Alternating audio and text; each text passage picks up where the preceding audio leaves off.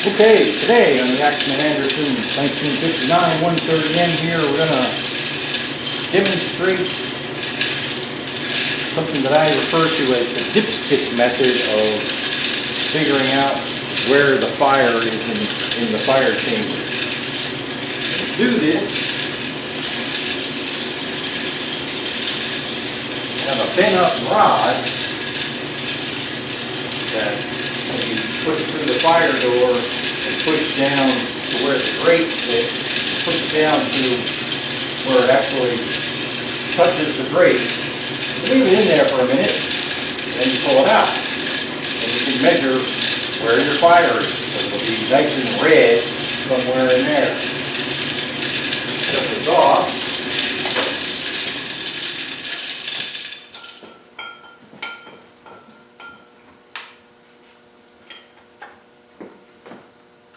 Stick our bent-up rod down in there.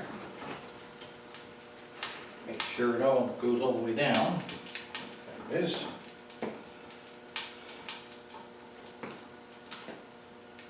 And usually it doesn't take a minute, maybe 30 seconds or something like that. And it'll actually, look, the coal is burning at, 1,000 degrees, so it'll heat up that rod so it's red. So it's a nice little visual indication of where the fire is. The grate is right about here. So if you take your measuring stick and go from there, you'll be able to tell about where it is. That should be nice and hot now. Let's take it out. There we go. So it looks like got about 3 inches of ash on the bottom and 3 to 8.5 of fire. 3 to 8.5 is 5.5 inches of fire. That's pretty good. Now, you need to set this someplace where it won't catch anything on fire, because wow, it's hot.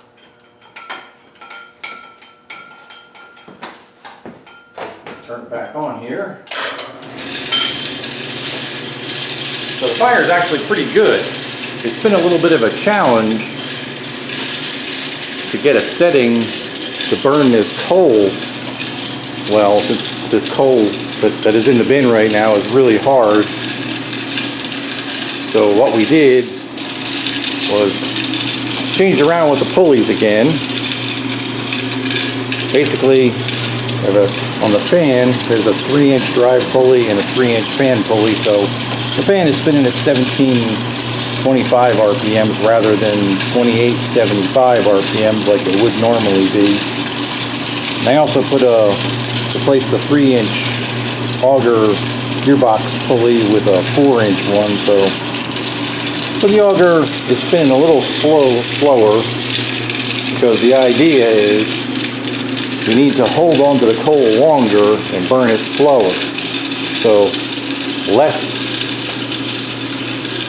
air, well, not really less air, less volume of air through the coal bed and not less ashing, but slower ashing. As you can see, this is actually ashing at 1 tooth right now. So watch this. This is the grate position right here. So when it's there, the grate is all the way forward. So basically, as this turns, the grate moves back and forth. So as you can see there, it's going about 1 tooth.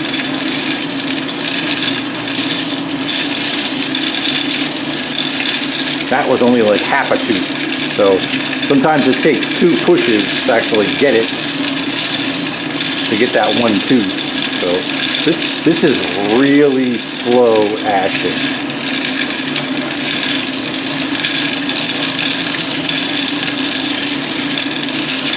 Well, maybe it's stuck on me. Come on, go.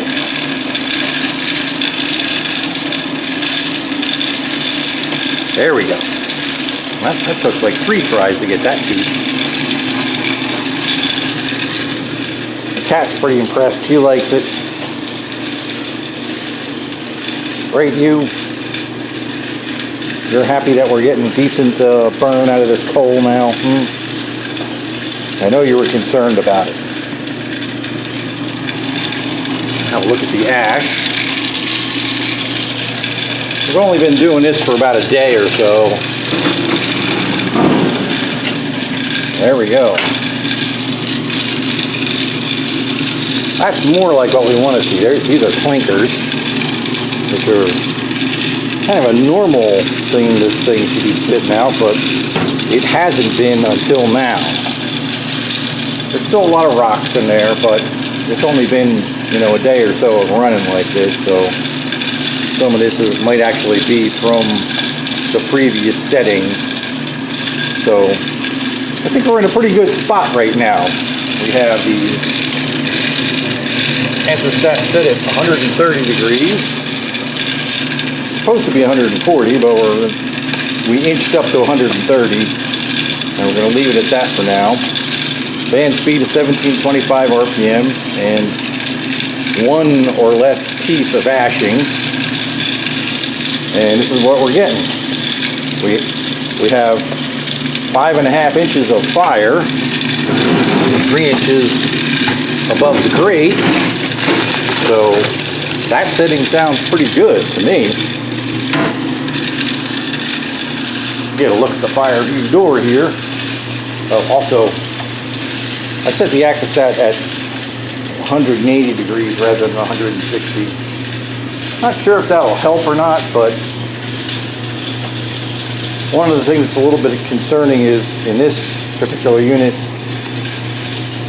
the whole firebox is a wet boiler wall, so it constantly cools the burning coal down that's on the wall because it can only be 180 degrees there or whatever, not 1,000 degrees like coal likes to burn at.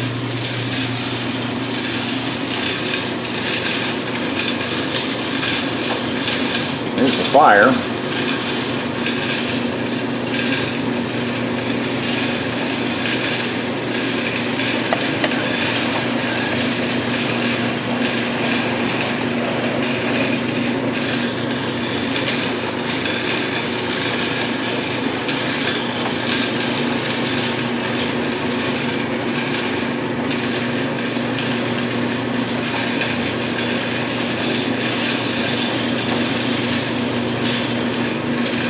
Tell it doesn't look like it's burning as fast as some of the other times we've done the video of the fire through the fire view door. So maybe this is what we have to run at for this coal. We'll see. I mean, it doesn't have any problem heating. It heats everything just fine. Oh, in other news, I got my second Van Wert boiler all cleaned up and painted yesterday.